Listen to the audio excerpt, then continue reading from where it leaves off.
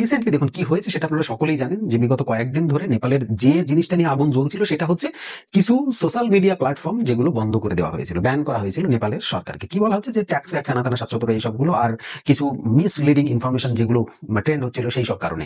তো দেখুন এইটা রিজন তো হতেই পারে, কিন্তু আপনি বন্ধ করেছেন কোন কোন প্ল্যাটফর্ম?